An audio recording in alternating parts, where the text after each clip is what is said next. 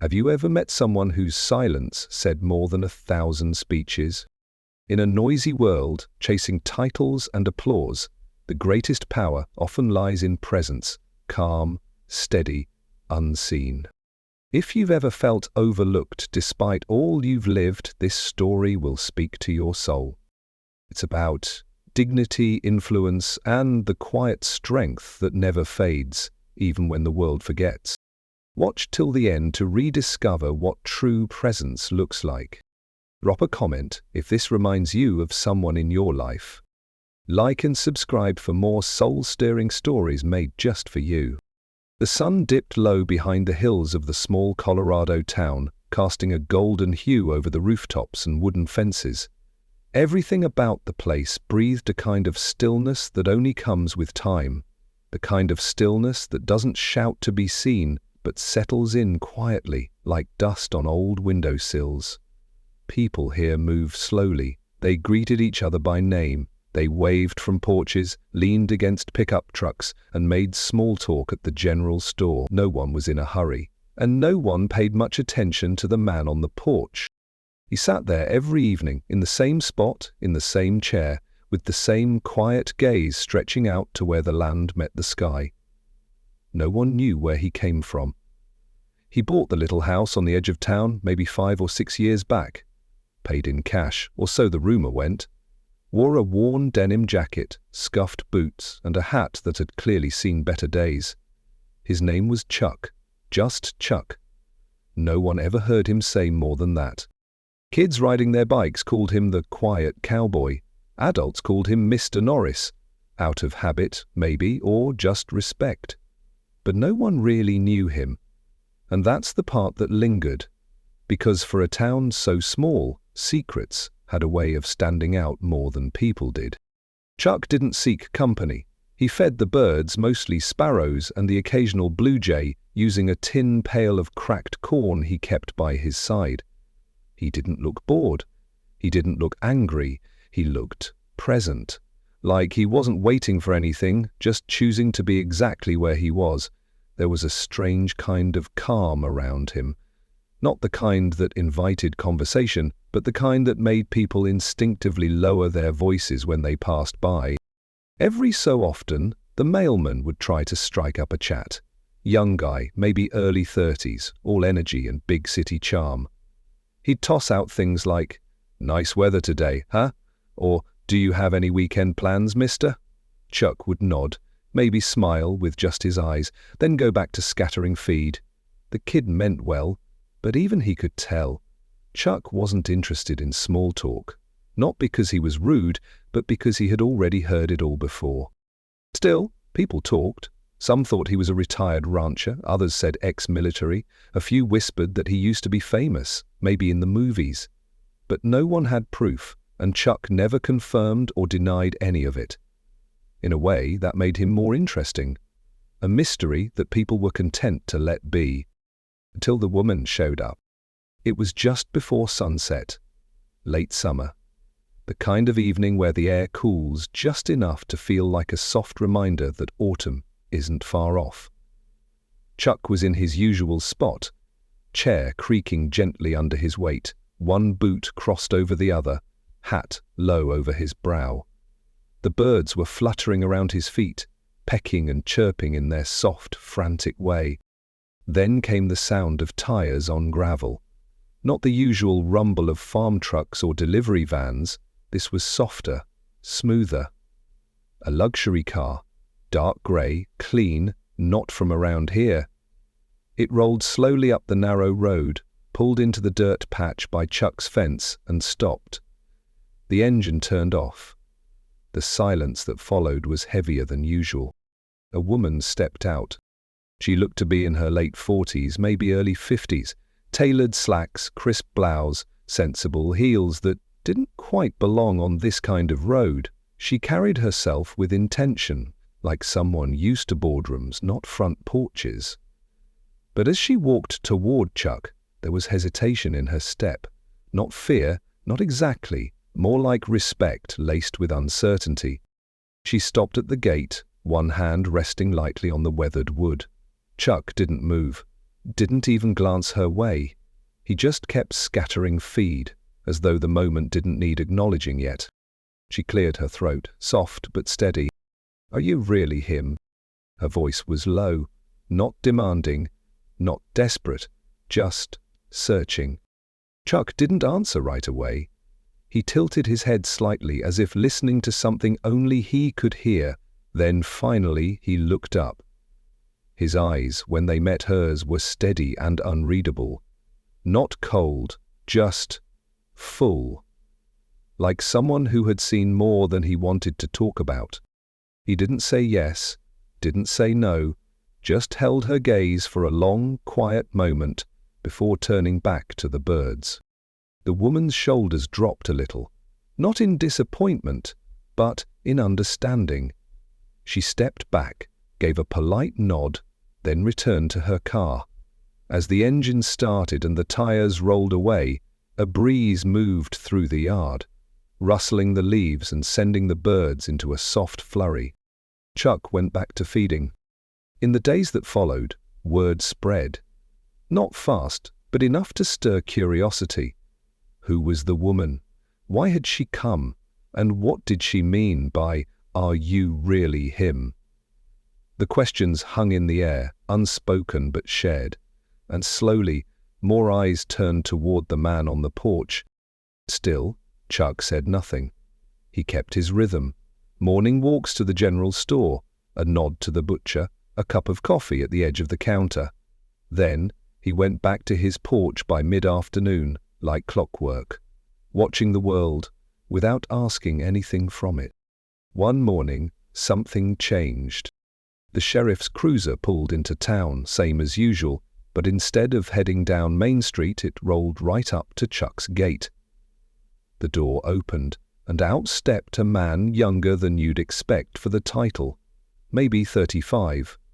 Tall, sharp haircut, mirrored sunglasses. Everything about him said command. Everything about him said he was used to being heard. He leaned on the fence, eyeing Chuck like a question he didn't like being asked. "Haven't seen you at the community meeting," he said. "It might be good for you to check in. Folks around here like to know who's living among them." Chuck didn't respond. The sheriff shifted, not used to silence. Most people filled the quiet with discomfort. Chuck let it be. The sheriff tried again. "Just looking out for the town, you understand. Gotta keep things orderly." Chuck's eyes flicked up briefly, then returned to the birds. It wasn't defiance. It wasn't dismissal. It was just presence. The kind that makes you question yourself without a single word spoken. The sheriff tightened his jaw, muttered something about staying visible, then walked back to his car. The birds didn't even flinch. It wasn't the first time someone with a badge had tried to size Chuck up, and it wouldn't be the last. But what made Chuck different wasn't his silence. It was what the silence held. People who had spent their whole lives working, leading, running businesses or managing others, they understood it. The value of being able to walk into a room and say nothing, yet still shift the energy. The kind of influence that doesn't need explanation. It's not about power, it's about presence, and presence is built from a life lived with intention, hardship, and quiet victories that don't need applause. That's what made Chuck interesting to the right people. He didn't need to speak to be heard. And in a world full of noise, that kind of man is hard to ignore, especially when the past starts knocking, and the world begins to remember what it once tried to forget. The town of Pine Hollow had always been the kind of place where stories moved slower than facts. Truth didn't travel far unless someone walked it from porch to porch. But rumors, well, they had their own wings. Lately, most of them have fluttered around Chuck Norris like moths to a lamp, and no one has figured out how to turn it off. It had started with the woman. After she left, people noticed Chuck a little more, not because he changed, but because they had. They started looking harder, listening closer, and the more they watched, the less they understood. There was something about the way he sat, the way he moved, or didn't move, It was like he wasn't afraid of time or judgment or much of anything, really. Then came the new sheriff. To be clear, Sheriff Kyle Merritt wasn't new to law enforcement. He had been wearing a badge since he was 22, fresh out of academy training and full of rules and muscles. What he lacked in patience he made up for in posture. He stood straight, eyes always scanning, jaw always tight, like he was clenching some truth he didn't trust the world to handle. He wasn't born in Pine Hollow, but he liked to act like he was. His father, Randall Merritt, had been mayor here nearly 20 years ago. Tall man, sharp tongue, the kind who never lost an argument, because he never stopped talking long enough for the other side to answer. Kyle inherited his father's voice, but not his timing. And while Randall had power that came from years of deals and dinners and favors, Kyle only knew how to enforce it, not earn it. That difference matters, especially in small towns. Kyle liked things to be clean, predictable, measured. He didn't like loose ends or strange silences. And Chuck, in all his quiet simplicity, was exactly the kind of puzzle he couldn't ignore. It began subtly. A parking ticket on Chuck's truck, even though it sat on his own gravel drive. A request for Chuck to appear at a community preparedness meeting on the grounds that all residents needed to be accounted for in emergencies.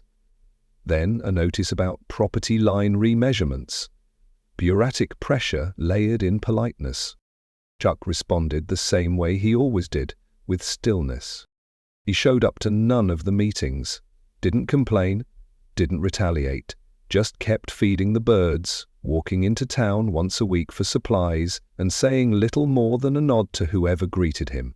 That drove Kyle crazy. The man didn't push back, he didn't resist, he just stood his ground without saying a word. And that kind of calm power makes insecure men feel like they're losing, even when no one's keeping score. For professionals watching from the outside, those who've spent their lives negotiating, managing teams, reading boardrooms, it would have been obvious. Chuck wasn't trying to win. He wasn't even playing the game. And that's what gave him the upper hand. Real presence isn't something you broadcast, it's something you carry. It doesn't need applause to be valid. It speaks before you open your mouth and lingers long after you've left the room. Chuck embodied that. But Kyle didn't understand nuance. He saw silence as disrespect. He saw stillness as weakness. And deep down, he needed control, like most people need oxygen. That craving made Chuck a problem. Not because Chuck threatened him, but because Chuck reminded him how fragile power can feel when it's not rooted in something real. One afternoon, Kyle stood inside the diner sipping bad coffee from a chipped mug. His deputy, Russ, slouched across from him, eyes scanning his phone with the lazy rhythm of a man who wasn't in a hurry to find much. They didn't speak for a while, just sat with the noise of forks on plates and chairs scraping linoleum. Then Kyle said it, almost to himself. "That guy, the one on the porch, what's his deal?" Russ looked up slowly. "You mean the cowboy?" He nodded. "Quiet fella, keeps to himself. Never seen him cause trouble." "That's the problem," Kyle muttered. "He doesn't do anything, just sits there like he owns the place." Russ raised an eyebrow. "Well, he does own the place, bought it fair and square." That didn't seem to help. Kyle drained his coffee, set the cup down harder than he needed to, and pushed back from the table. "You know what happens when people start looking at the wrong man, like he's the right kind of legend? They stop listening to the ones who are actually in charge." Russ didn't answer. But something in his eyes said he'd just heard more than he was supposed to. The following week, a few more official-looking notices ended up on Chuck's fence. Noise ordinance, weed control violation, unregistered livestock, which made no sense unless they counted the birds. Chuck read each one, then I folded them carefully and placed them in the fire pit out back. No calls, no confrontations. Then something changed. It was a Thursday. The sun had barely risen, but Chuck was already outside. He moved slowly, as always, methodical, like every motion had weight. A pickup truck pulled up across the road, and out stepped a man in his late 70s. Slim frame, clean shirt tucked into pressed jeans. He walked with a cane, but his eyes were sharp. He stood by Chuck's fence for a long minute, watching. Then he called out, voice steady as a drumbeat. "Major Walker." Chuck paused. That name hadn't been spoken aloud in years. He turned slowly, his eyes meeting the man's. For a moment, they just looked at each other. Then Chuck gave a nod.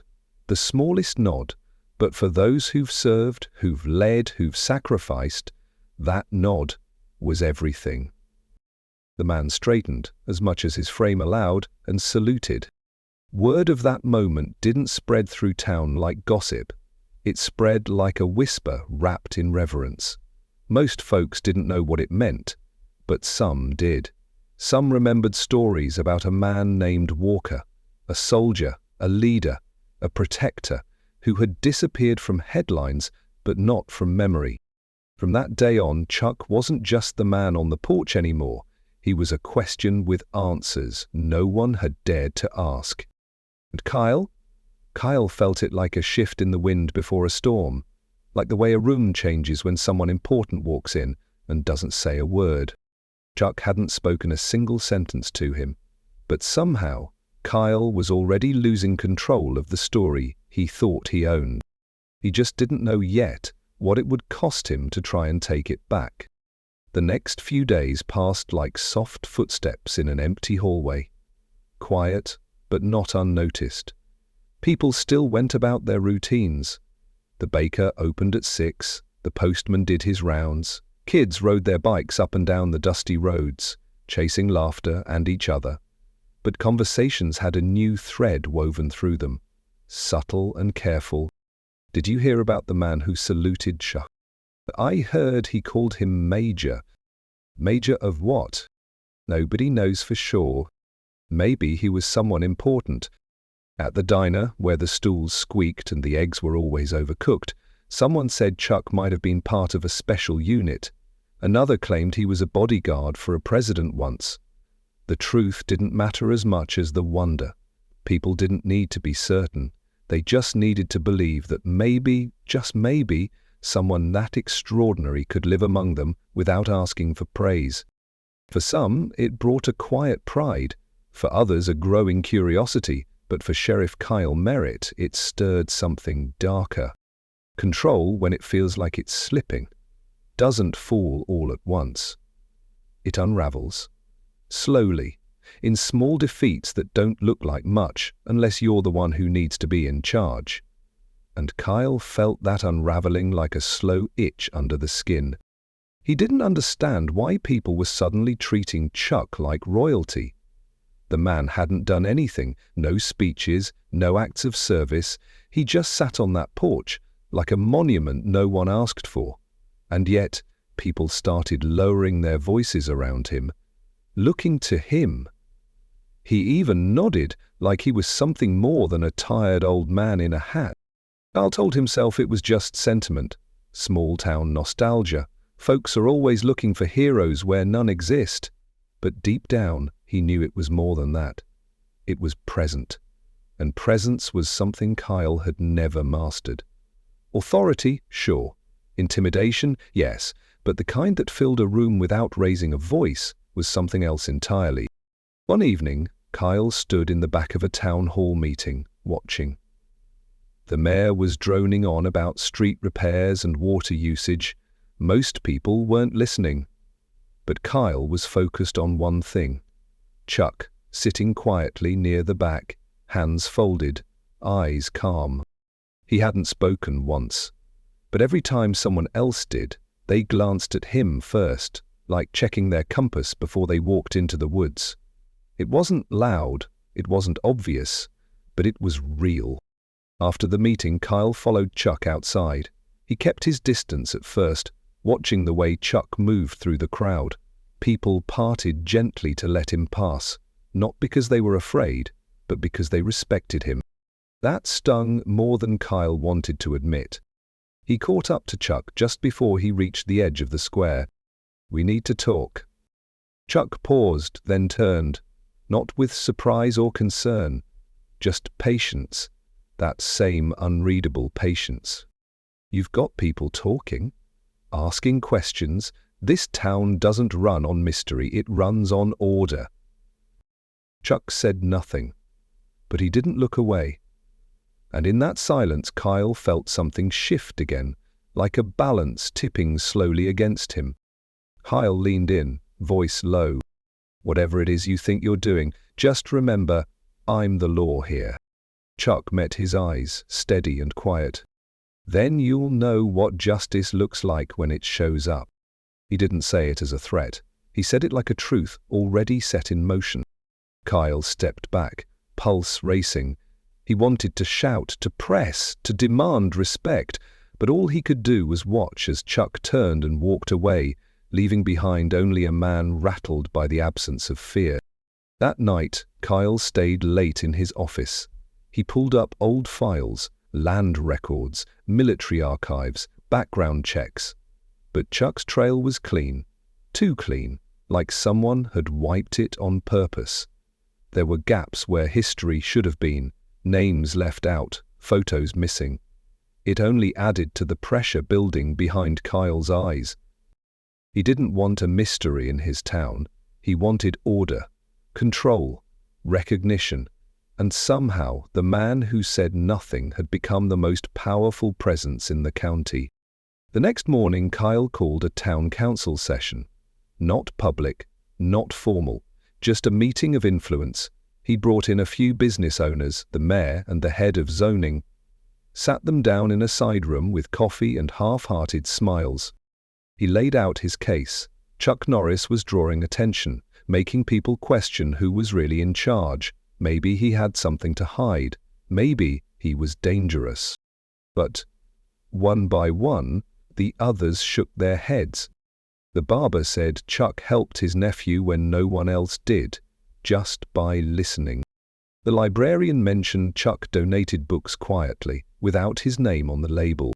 The store owner told them Chuck had once paid for a single mother's groceries and then walked out before she could thank him.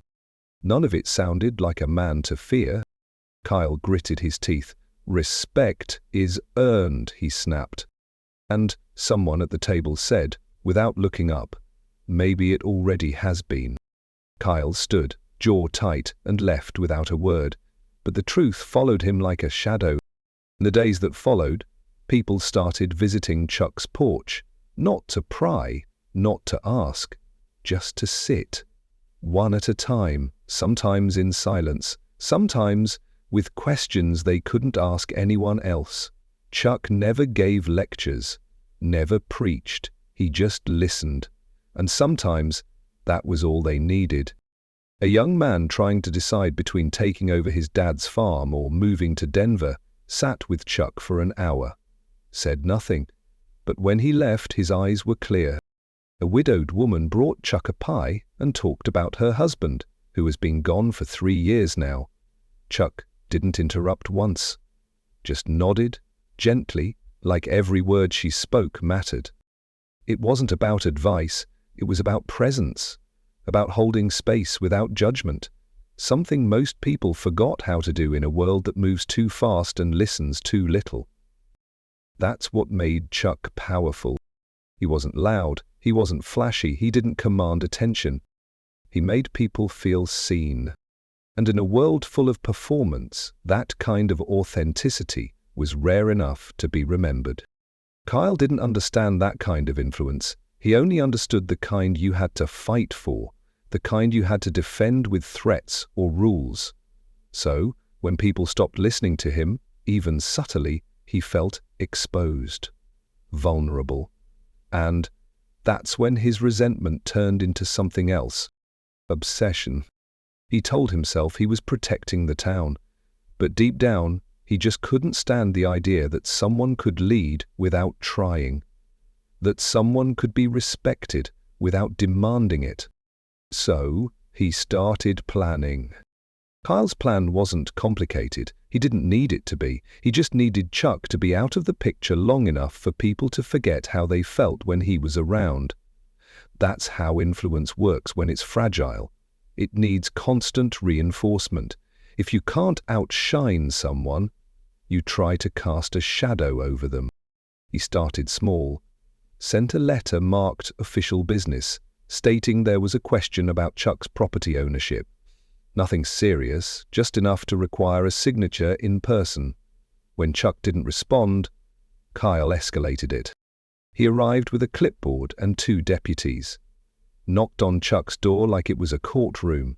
Chuck opened it slowly.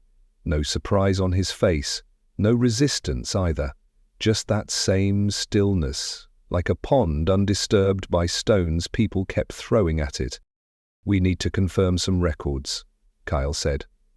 "You're required to come with us to the station." Chuck looked at him for a long moment, then stepped aside, letting the door drift open farther. Inside, the house was clean but sparse.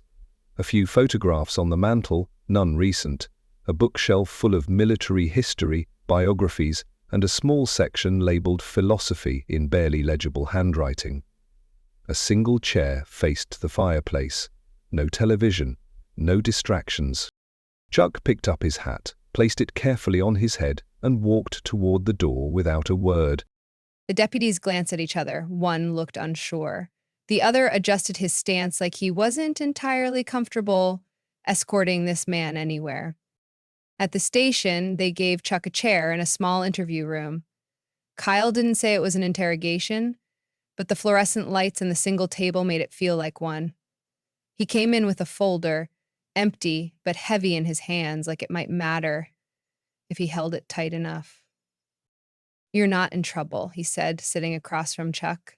"But people are starting to ask questions. It's important we understand who's living here." Chuck met his gaze without blinking. Then we spoke for the first time in days. "Is that what matters now? Who lives here or who doesn't know how to?"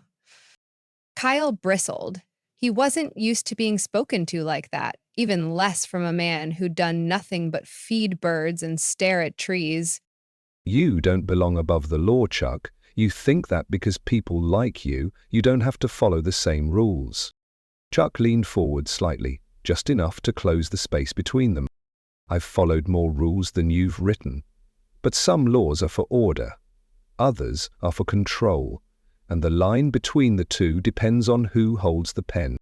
The words weren't loud, but they filled the room, not like a threat, like a truth that had been there the whole time, finally spoken out loud. Kyle stood quickly, said the meeting was over. Chuck could go. No charges, no record, just a thin layer of frustration left behind on the table. But it didn't end there.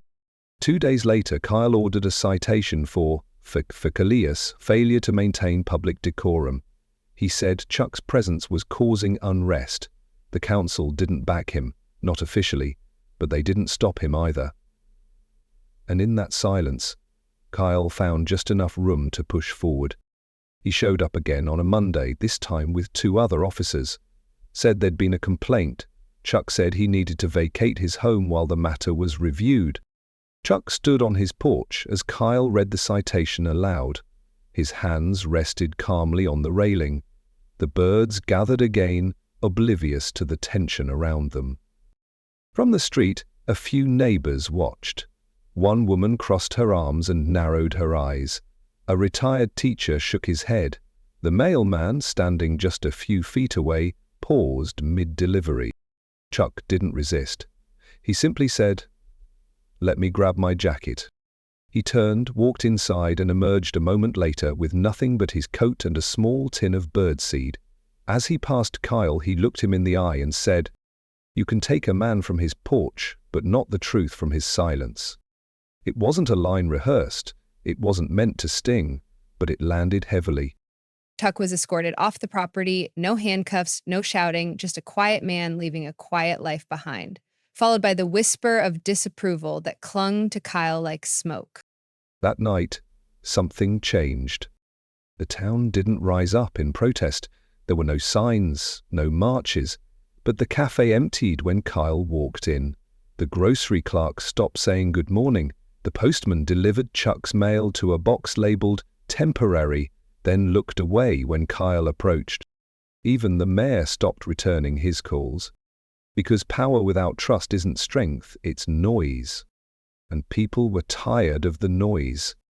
In Chuck's absence, his presence grew. The bench on Main Street where he used to sit stayed empty.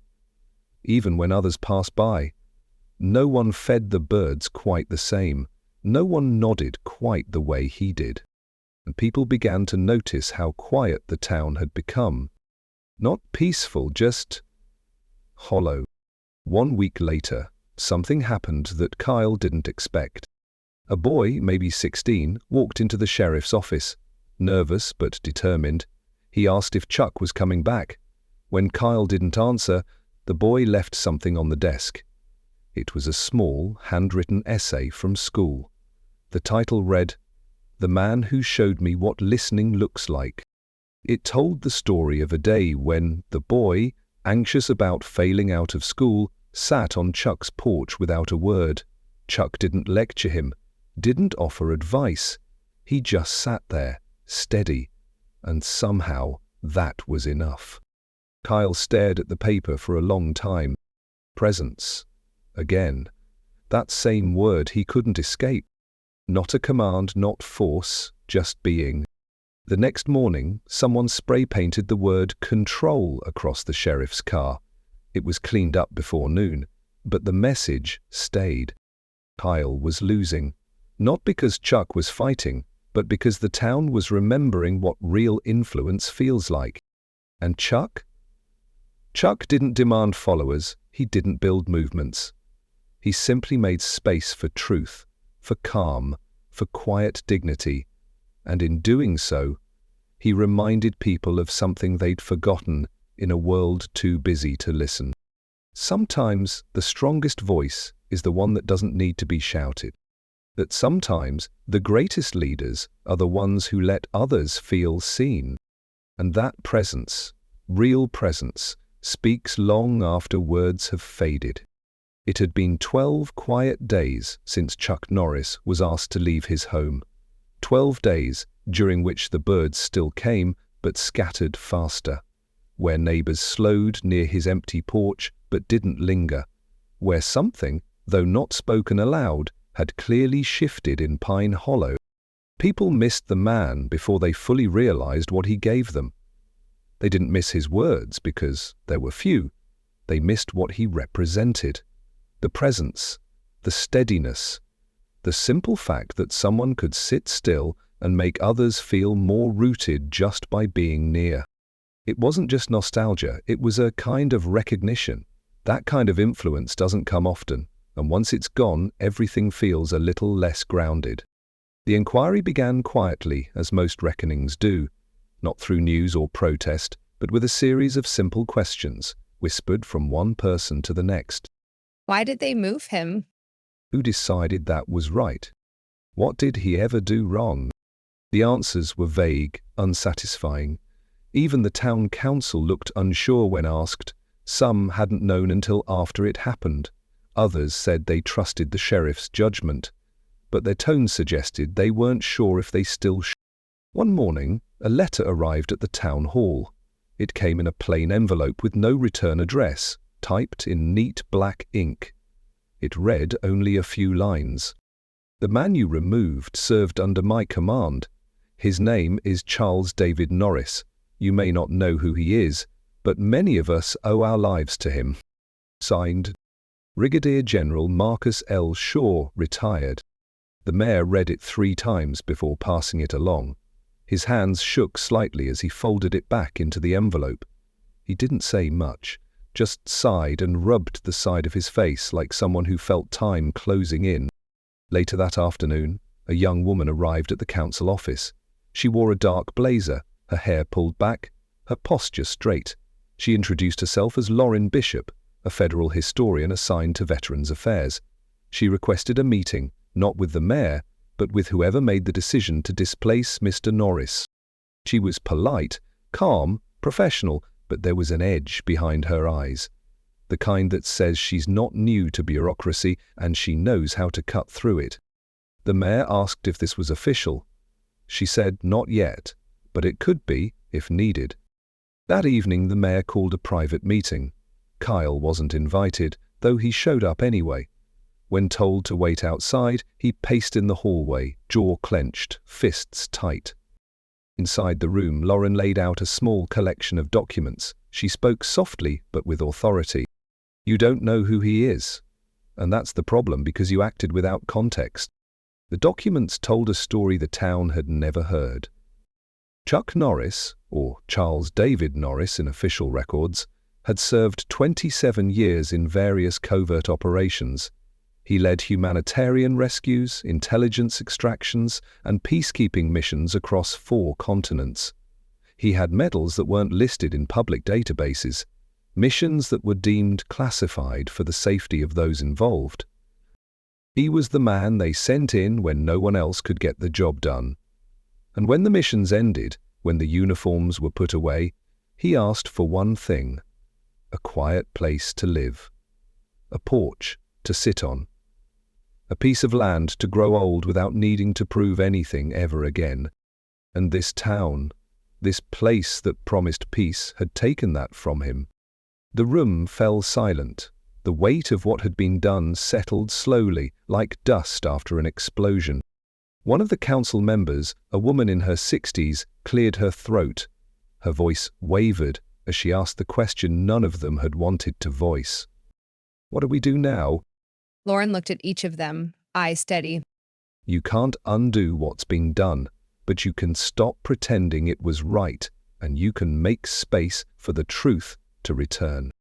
It wasn't a threat. It was a suggestion, made with the full understanding that presence, like trust, isn't given back easily. It's rebuilt. Slowly, with care. The next morning, Kyle stormed into the mayor's office. The mayor, now visibly tired and older than he had looked a week ago, didn't stand. "You need to let this go, Kyle." Kyle's voice rose. "Let what go? I was doing my job." The mayor folded his hands. "You were protecting your ego. And it cost this town something we may never get back." Kyle paced, his chest rising and falling like someone barely holding something in. "You're making him out to be some kind of saint, but he's just a man, a quiet man who doesn't follow the rules." And the mayor finally stood.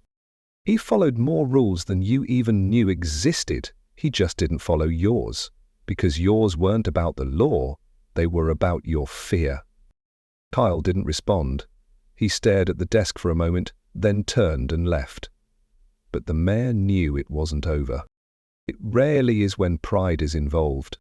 Meanwhile, the town moved differently. A group of veterans organized a gathering. Not a protest, just a quiet moment in the park, near the bench where Chuck used to sit before he returned home each evening. They placed a flag beside it, not to make a point, just to remember what that space had meant to them. A teacher brought her students to read essays about quiet leadership. Some of the kids didn't know who Chuck was, but they listened. In their eyes, there was a kind of awe that only comes when you realize history isn't something in books. Sometimes it's sitting across from you in a denim jacket and a dusty hat.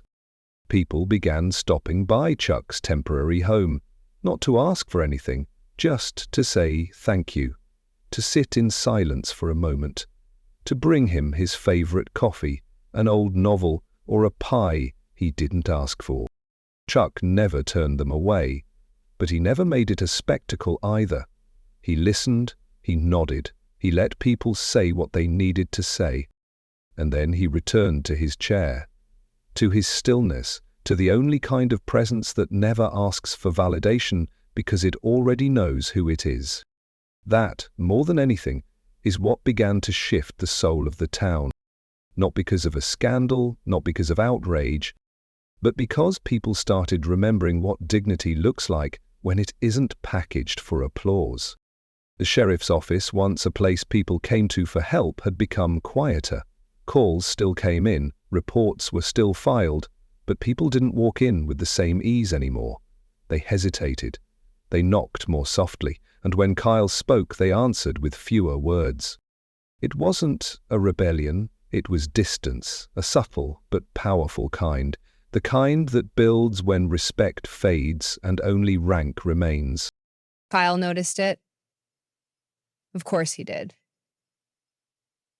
He tried to shake it off, blamed the town for being sentimental, blamed Chuck for not defending himself. But deep down, in that place people rarely talk about, he knew the problem was his. His kind of authority only worked when people feared being outside the lines. But Chuck had redrawn the lines without saying a word. Not with protests, not with influence, but with presence. Real, earned, undeniable presence. It was a Tuesday when everything turned. A man named Harold Bixby, a retired Air Force colonel, pulled into town in an old sedan covered in desert dust. He stepped out in full uniform, silver wings pinned to his chest, and walked straight to the sheriff's office. Kyle watched him approach from behind his desk, already bracing.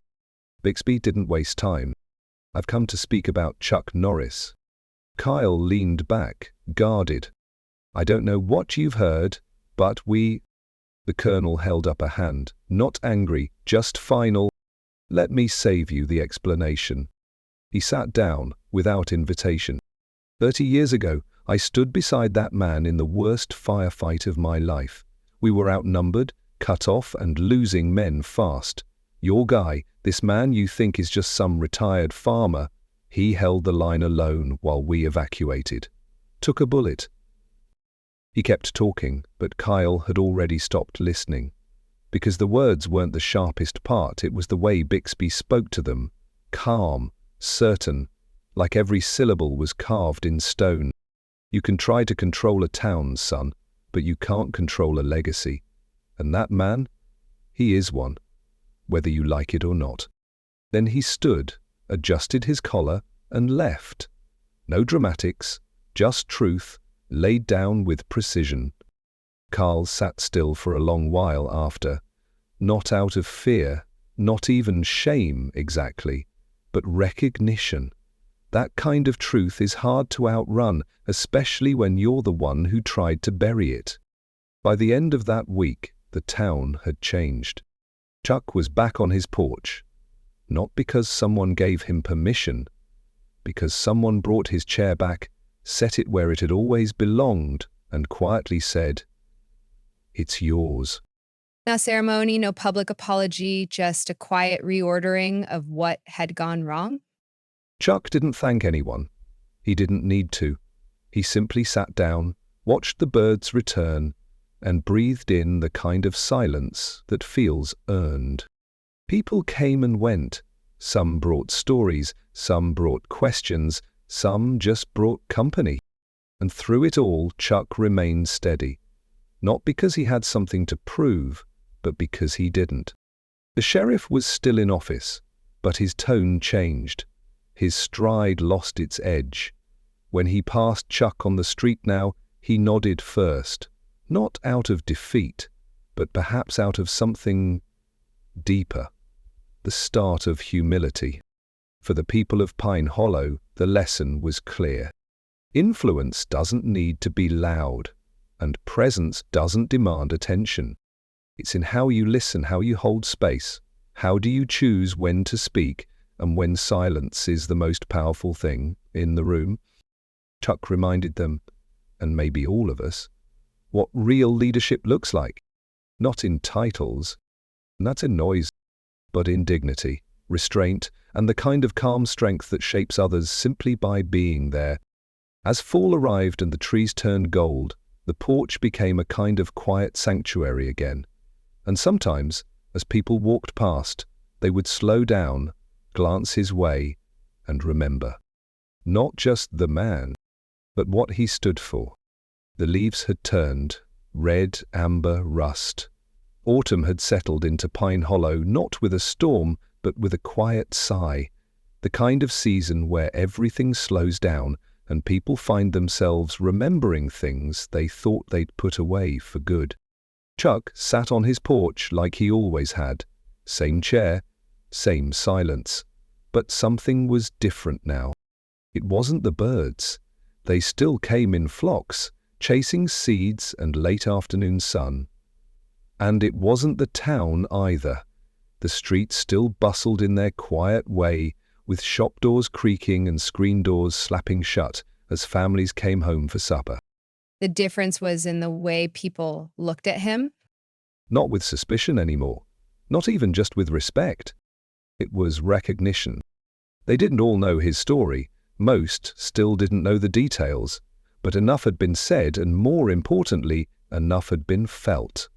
People could sense the truth behind his stillness, like a mountain that had stood long before you ever walked near it. One Saturday morning, a man in a grey sedan pulled up slowly in front of Chuck's house. The tires crunched gravel with a deliberate rhythm. The car looked government issue. Not fancy, not flashy, just official enough to stand out in a town like this. The driver stepped out, tall, maybe in his 60s, with a posture that hadn't softened much over the years. He walked with purpose, not urgency. Carried a brown envelope under one arm. Chuck didn't move. He didn't need to. The man reached the bottom step and paused. "It's been a long time." Chuck gave a slow nod. Not welcoming, not cold, just real. The man held up the envelope like it weighed more than it should. "I brought you something. Thought you'd want to see it." Chuck reached out and took it, his hands steady. He didn't open it right away, just rested it on his lap, eyes scanning the man's face. Brigadier General Marcus Shaw, the same man who had written that letter. They didn't say much after that. They didn't need to. Sometimes, the past fits too neatly between two people to require words. Later that day, Chuck opened the envelope.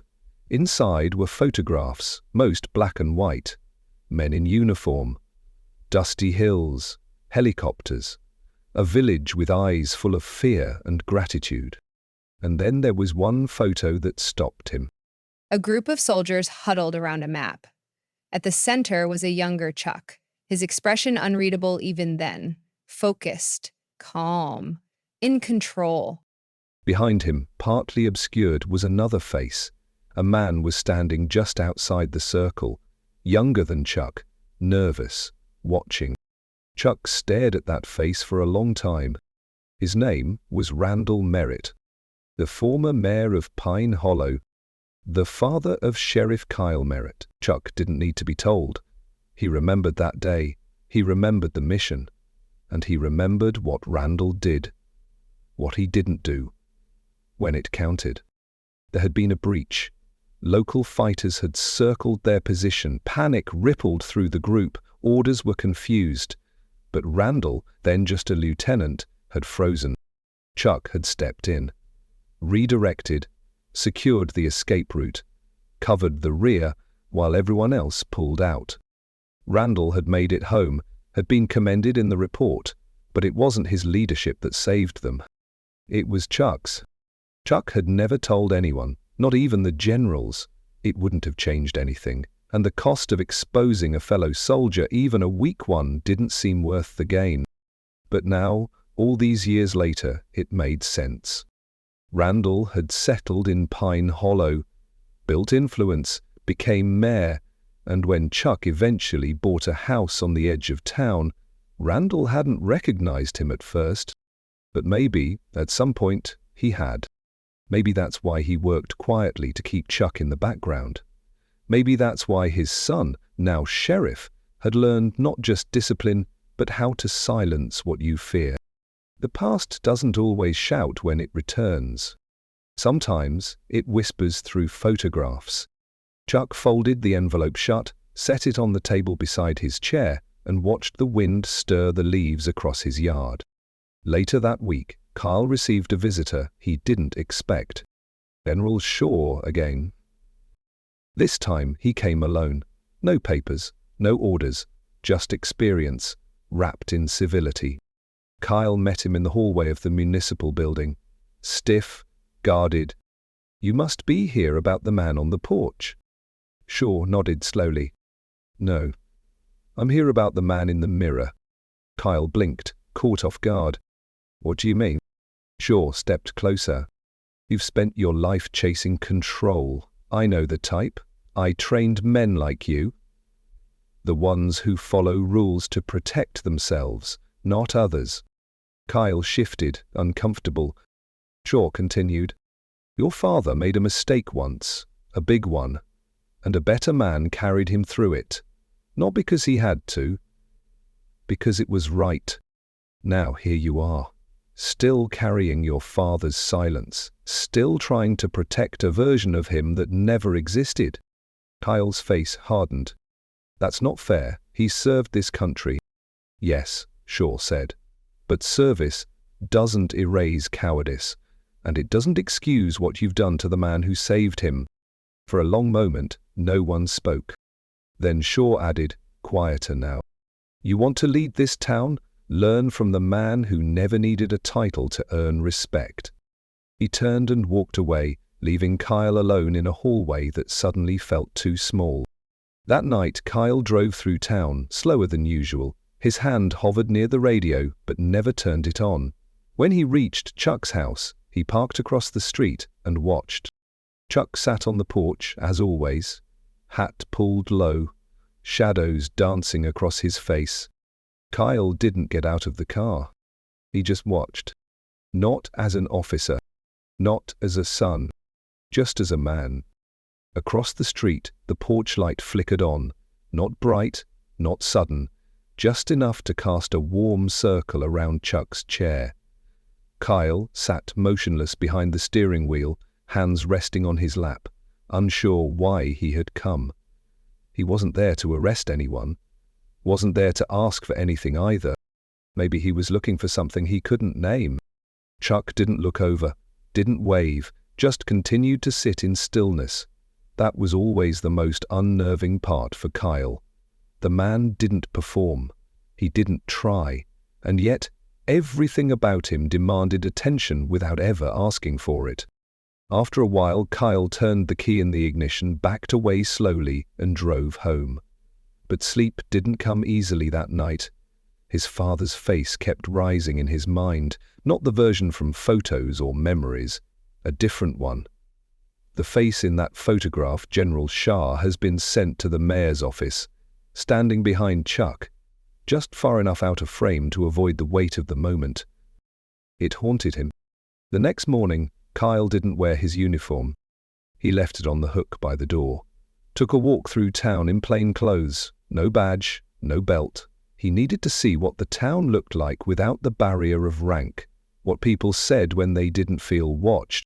What he saw shook him. At the corner cafe, folks were talking, not loudly, but with a quiet clarity.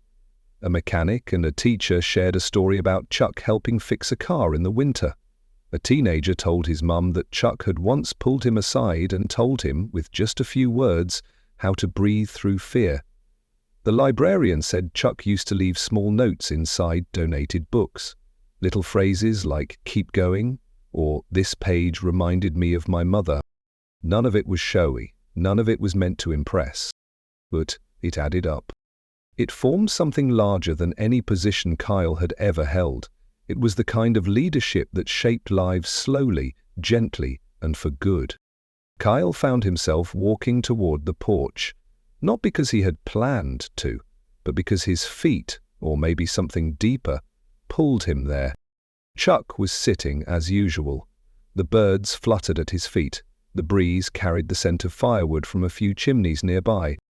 Kyle approached the steps, slower than before, not cautious, just honest. He didn't speak right away. Chuck glanced at him, not surprised, not wary, just aware. Kyle cleared his throat. I saw the photo. I know who you are now. I know what my father did. Chuck didn't respond, but he didn't look away either. Kyle continued. I always thought leadership meant being firm, being louder, having the last word. But I'm starting to think maybe it means something else. Chuck tilted his head as if to say, go on. Kyle swallowed hard.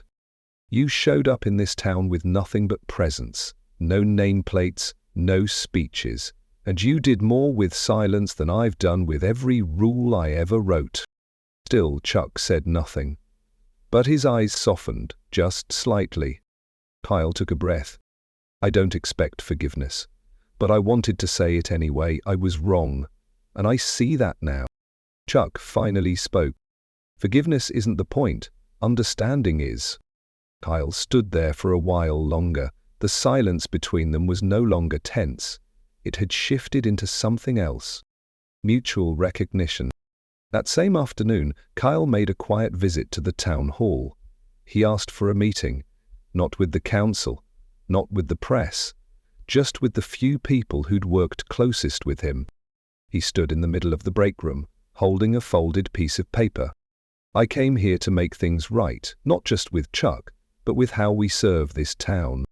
No one interrupted. He spoke simply. He said he had been stepping back for a while. Said the badge didn't mean much if it wasn't backed by presence, by trust, by the kind of steady integrity Chuck had shown him without a word. A few people teared up, not from sadness, from relief.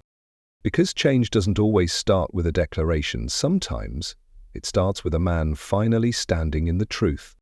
The next day, the town planned something small but meaningful. Not a ceremony, not a parade, just a gathering in the park. The bench Chuck had once sat on quietly had been polished. Beside it, a plaque was installed. No big headlines, no bragging. Just one line, engraved in bronze. He led without speaking.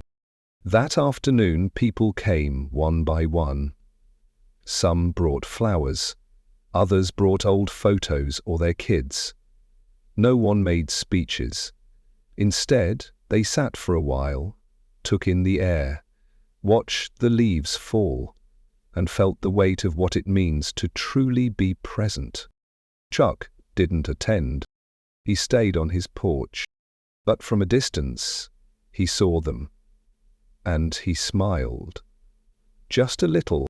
Leadership isn't about being seen. It's about seeing others and creating space where people can hear themselves again. Presence doesn't shout. It listens.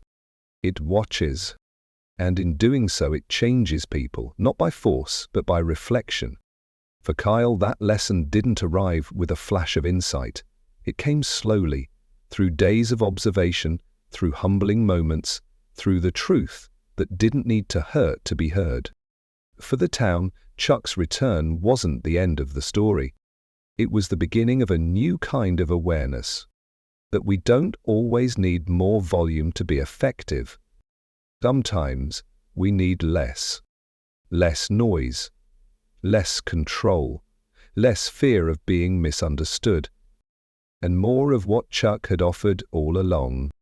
Stillness, listening, and the courage to stand tall without needing a platform.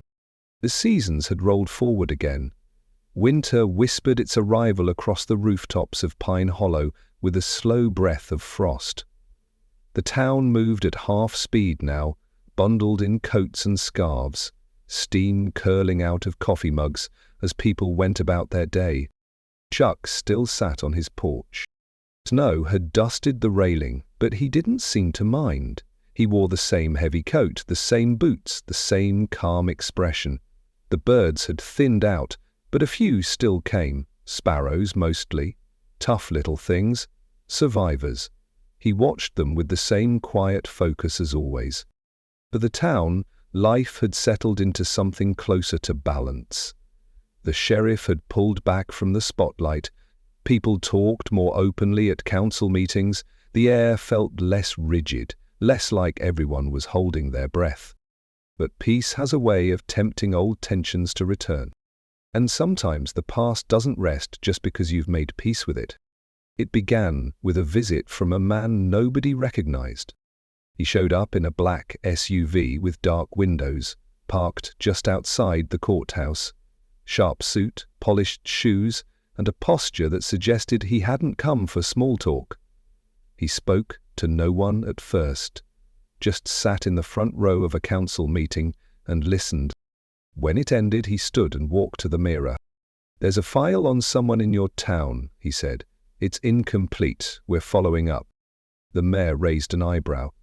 "And who exactly are you?" The man gave a thin smile.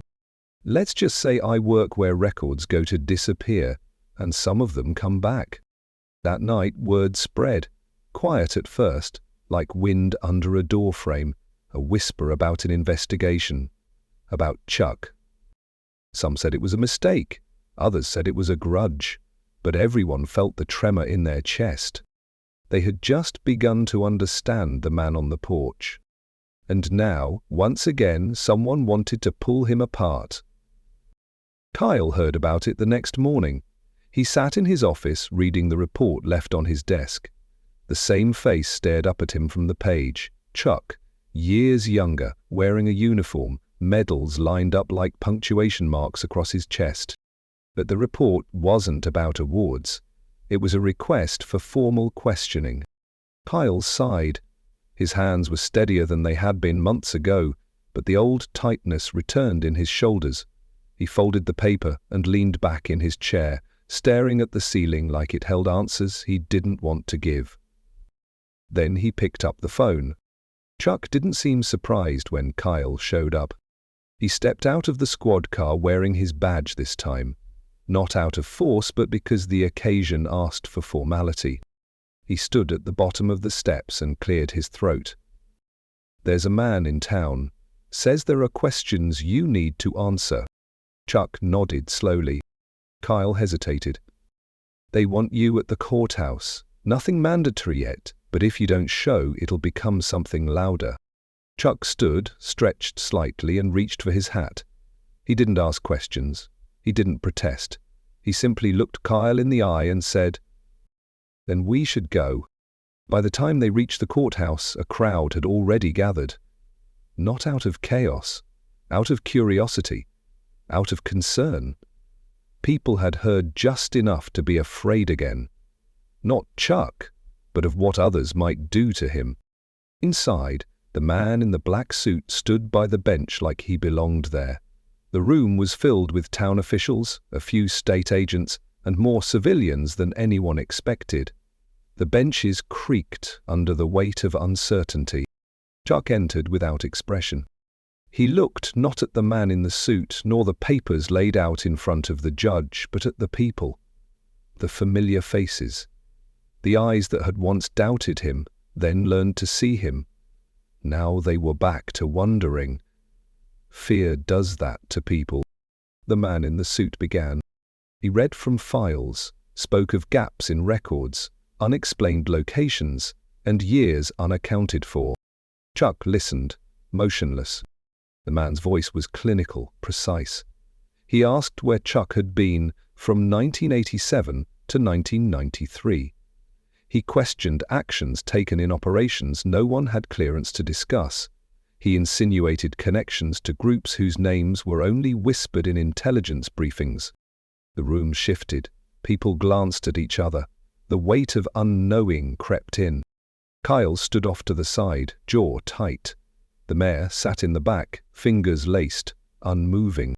The man continued, "If you refuse to speak on these matters, Mr. Norris, you leave the record incomplete, and incomplete records invite suspicion." Chuck finally spoke. The first words he'd said in the room. "Suspicion doesn't scare me. Silence has served me longer than most of your truths." There was a pause. The man pressed further. "Are you denying involvement in any of the following classified operations listed under?" Chuck raised a hand. Not to stop him, but to offer something else. "May I speak?" The judge nodded. Chuck stepped forward, just once. No podium, no paper, no defense team, just presence. He looked at the room, at the man, at the faces, waiting to know what kind of man he really was.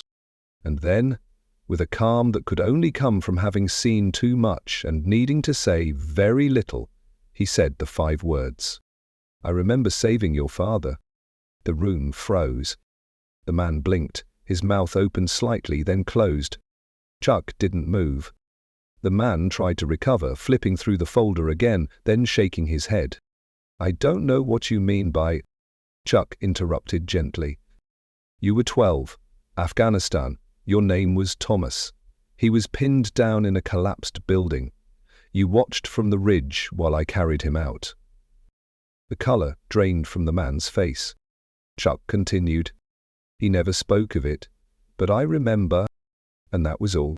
The silence that followed was deeper than the one that came before, not empty, full, charged with the realization that everything had just shifted. Because the man who had come to question was now the one holding answers he hadn't prepared to hear. Chuck stepped back, folded his hands, and waited. The man lowered the file, looked around the room, looked at his own shoes, then quietly gathered his papers. The judge didn't say anything. Didn't need to. The people stood. One by one, not in applause, in something older, something more respectful. Recognition, presence. Chop walked out without a sound. Kyle followed him to the steps outside. Neither said anything for a long while. The snow had started to fall again. Soft, thin flakes like dust from another time. Chuck looked out over the square. "You don't need to be loud to change a room." Kyle nodded. "I'm starting to believe that." Chuck pulled his coat tighter. "The past has weight, but sometimes it just needs to be seen before it can be put down." The two men stood together, facing a town that had just watched history speak through 5 quiet words. And not a single one of them would ever hear silence the same way again. The courthouse emptied slowly, like a church service where no one wanted to be the first to leave. People lingered near the steps, exchanging glances, not sure what to say. Some looked toward Chuck's back as he stood still, hat in hand, like a man who hadn't won anything, but had simply outlasted what needed to pass. There was no press, no headlines, no breaking news, just murmurs, honest ones, the kind that sticks in a person's throat until they find a quiet room to say them aloud. "I didn't know." He never told anyone. What kind of man holds that and says nothing? The man in the black suit, Thomas, as Chuck had named him, disappeared quietly. He left town before sunset. No apology, no admission, but also no further inquiry. That was enough. Kyle returned to the station but didn't go inside. He stood beside his cruiser, watching the light fade across Main Street. He thought about his own father, about the parts of the man he had respected and the parts he hadn't dared to question until now. When people carry secrets long enough, they harden around them.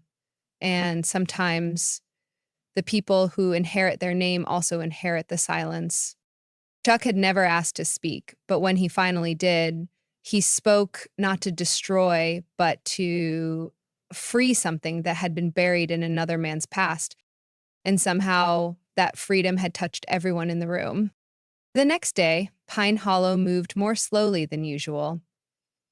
Shops opened later, the diner had fewer customers, the town was processing. Each person in their own quiet way. At the park, a young boy walked to the bench with a bag of cracked corn. He spread it gently, just like he'd seen Chuck do. When asked who taught him that, he just smiled and said, "Nobody had to teach me, I just watched him enough." That was the pattern now.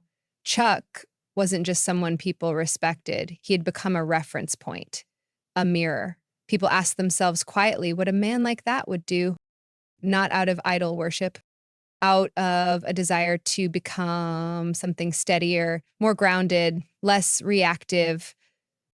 The librarian started a collection of letters, anonymous notes people left about moments with Chuck, times when he'd said something that stayed with them, or times when he didn't say anything at all and somehow that had been enough. One woman wrote that she was about to quit her job, overwhelmed and burnt out. She passed Chuck on the sidewalk, and he had paused, looked her in the eyes, and simply said, "Storms don't stay." Just keep walking. She stayed another year, found her footing, and now taught that same phrase to her granddaughter. Chuck never saw the letters.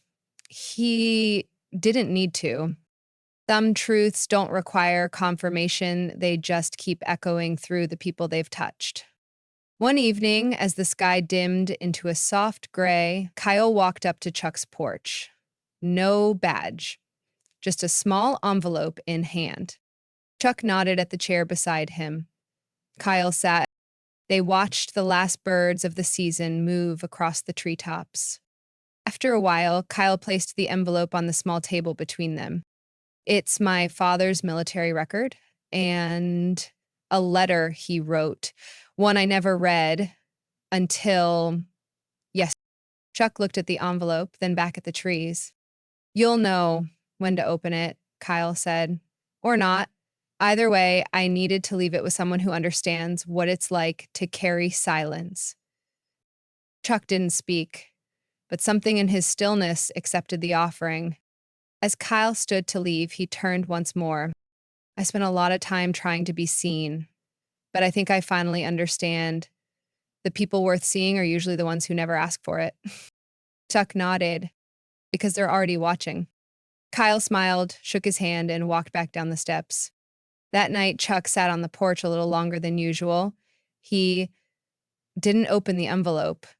He didn't have to. He closed his eyes for a moment, felt the wind slide across his face, and listened, not for sounds, but for space. In a world so hungry for validation, he had learned something few ever do, that when you make peace with who you are, you stop needing to explain it. And when you no longer chase recognition, people begin to recognize you for the right reasons, not because of what you say, but because of how you've made them feel. And that, in the end, is the most powerful kind of communication, the kind that speaks even in silence. The first signs of spring crept in beneath the frost. You wouldn't notice it at first glance, but if you paid attention, the hints were there. The snow melted faster under certain trees. The air held a softer kind of chill. The mornings were still cold, but the birds had returned. Early risers, fluttering from branch to branch like they'd been waiting for something. Chuck sat on the porch as he always had, same chair, same view, same quiet patience. But something had changed in the way people passed by now. They waved slower, some tipped their hats, a few even paused mid-walk as if to absorb whatever stillness he seemed to carry with him. He didn't speak as much as he used to. He didn't dress differently. He didn't even look like someone who had been through a public reckoning. But something about him had settled even deeper into itself. Pine Hollow had grown, just a little. Not in size, but in the presence, in awareness. You could feel it in how people waited for one another to finish a thought, how shopkeepers handed receipts with a nod that lingered just a beat longer, how folks at the diner held eye contact as they said thank you. It wasn't dramatic, it wasn't revolutionary, but it was real. In many ways, it started with Chuck. He never claimed credit, he never even acknowledged it. However, leadership has a strange way of echoing through people, like water reshaping a stone, slowly, with patience, and without applause. One day, a group of students came by his house with notebooks in hand. They were working on a school project, something about local history and unsung heroes. Their teacher stood behind them, gently encouraging from a distance. Chuck didn't say much, just invited them to sit, and when one asked why he fed birds every day, he paused for a moment, then said, "Because they don't expect you to explain yourself. They just show up, and if you're still enough, they trust you." The students didn't quite understand it then, but one of them wrote it down anyway, and years later, it would become the opening line of his college essay on influence. Chuck didn't know that, and wouldn't have wanted to. He simply watched the birds. One afternoon in early May, the porch was empty. It wasn't a big deal at first. Chuck often took walks. Sometimes he went into the woods behind the property. Sometimes he helped the widow across the street move her firewood. But by nightfall, when the chair remained untouched, people started to notice. Kyle was the first to knock. No answer. He didn't panic, not at first. He simply walked the perimeter, then drove slowly down the road toward town, eyes scanning the sidewalks and tree lines. By morning, the town had felt the shift. People walked past Chuck's house and glanced up instinctively, hoping to see him brushing crumbs from his knee or tipping his hat toward a neighbor. But the porch stayed still. 2 days passed, then 3. On the 4th morning, a letter arrived at the mayor's office. No stamp. Hand-delivered. The envelope was unmarked, but the handwriting was steady. Inside was a simple note. I was never here to be seen. Just to remind the world that strength isn't loud. It was signed only with a small symbol, an old military unit crest. That day, something happened. People began to show up at the porch, not out of panic, not with questions. They brought flowers, folded notes, a pair of boots from a veteran who had never spoken of his service until last week, a stack of books from the librarian. One by one, they placed these things gently on the steps. By sundown, it looked like a small shrine, not to a hero, but to an idea. Kyle stood at the edge of the street watching it grow. He thought about how Chuck never once raised his voice, never once tried to take back the narrative, never tried to lead, but somehow people had followed anyway. That night, a small service was held in the town square. No program, no speakers, just candlelight and quiet. Kyle said a few words, not because anyone asked him to, because he needed to. He spoke about presence, about how some people walk through life needing to be heard, and others walk through it listening, reflecting, giving weight to what matters by choosing silence when noise would be easier. He said Chuck had changed the way he looked at power, at legacy. What does it mean to influence without control? When he finished, he stepped back. The crowd didn't cheer. They didn't need to. They just stood in the hush of it all. The town later voted to place a bench in the park under the sycamore tree, not in Chuck's name, just engraved with 5 words. Some men never leave quietly. Kids would ask what it meant. Parents would pause, then answer in their own way. It was the kind of lesson that couldn't be taught all at once. It had to be lived into, felt over time. One evening, months later, a young man sat on the bench, staring out at the path where joggers passed. He wore a suit, tie loosened, clearly coming off a long day. He exhaled, rubbed his eyes, and reached into his pocket. He pulled out a small piece of paper, folded, creased at the corners. Do you read the line on it again? You don't need to be loud to lead. And then he sat in silence, letting the truth settle. Months passed, then seasons. The town moved on, as all towns do. New faces arrived, old ones faded into memory. But Chuck's name never disappeared. It wasn't spoken often, not because he was forgotten, but because some names settle so deeply into the soil, they become part of the landscape. You don't have to mention them to feel their presence. It's just there. The bench under the sycamore saw more visitors now. People brought sandwiches and ate slowly. They read books and paused halfway through to watch the trees sway. Some even brought their children and said nothing at all, just pointed to the words engraved on the wood, then sat beside them for a while. There was something sacred about that stillness. One summer morning, a young woman from the city arrived in Pine Hollow. She was dressed neatly, her movements precise, like someone who'd spent too long navigating meetings and schedules. She walked with purpose. But when she reached the park, something shifted. She stopped, looked at the bench, then slowly approached. She sat down, exhaled, and looked around. 2 minutes passed, then 5. She pulled a notebook from her bag and began to write. Nothing rushed, just lines that seemed to pour out as if waiting for this very moment. Later, she would explain to a passerby that she had come looking for inspiration.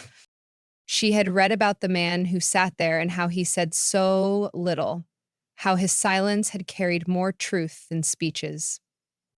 She came to see if it was real, and somehow, just sitting there, it was Kyle now quietly managing a mentoring program for young officers, often passed the bench on his way home. He never interrupted, but he always nodded to whoever was sitting there, as if to say, "You're exactly where you need to be." One evening, as the sun painted the sky with soft gold, Kyle found something on the bench. A single page from a journal. It had no name, just a sentence. "I came here full of noise. I'm leaving with space." He folded it gently and kept it. Chuck's impact didn't come from teaching seminars or writing books. He didn't hold town halls or run for office. He didn't need to. What he offered was subtler. He reminded people how to be rooted, how to listen, how to take a breath before reacting. And in a world spinning faster each year, that quiet reminder was powerful. Across town, the school added a new elective for senior students: influence through stillness. The teacher, a thoughtful woman named Marla, had once seen Chuck break up a hallway fight without raising his voice. Years later, she still remembered how both students stopped just from the weight of his gaze. She never forgot that moment. Now she taught it, not as a technique, but as a presence. In her first class, she wrote one question on the board: "Who are you when no one is watching?" The students didn't know what to say, but they kept coming back, because deep down, they were tired of the noise too. On the anniversary of the day Chuck first appeared in the park, the town held a quiet gathering. No ceremony, no speeches, just people coming and going, bringing whatever they felt. One man laid down a harmonica. He said Chuck had taught him to play without ever showing him how. Another woman brought a photo of her father, who had served in the same unit. She said Chuck's silence had helped her forgive her own father for things never spoken. It wasn't grief they felt that day. It was gratitude. That evening, Kyle walked alone into the woods behind Chuck's old house. He reached a clearing where the light came through in slanted rays, touching everything like a blessing. He stood there for a long time. Then he said, not loudly, just enough for the trees to carry it, "Thank you for showing us that not all power comes with a voice." He paused, then added, "You were never gone, were you?" Only now did he understand. Some people don't leave footprints, they leave space. Space to think, space to feel, space to find yourself again when the world has made too much noise.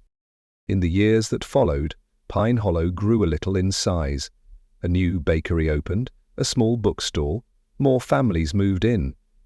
But something about the town's rhythm remained unshaken. People still paused before speaking.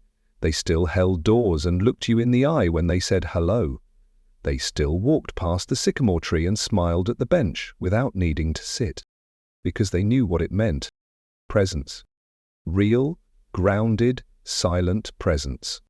Chuck's porch eventually fell into gentle disrepair. The wood faded and the steps creaked, but no one tore it down. It stayed like a relic. Not abandoned, just finished. Some places don't need to be preserved, just respected. And as for Chuck, well, no one ever found out where he went. But every now and then someone would swear they'd seen him in a different town. A quiet man sitting on a bench, feeding birds. Nothing dramatic, just steady, like the world, for a brief moment, had slowed down enough to remember who it used to be. And in that remembering, maybe we all found a little more of who we still are. Final lines. So if you're ever caught in a moment when the world feels too loud, when the pressure to perform drowns out your own voice, pause, breathe, you've got sit. Let the world come to you, because some of the strongest people don't move the world by force. They remind the world to be still. And sometimes the most powerful presence is simply being there.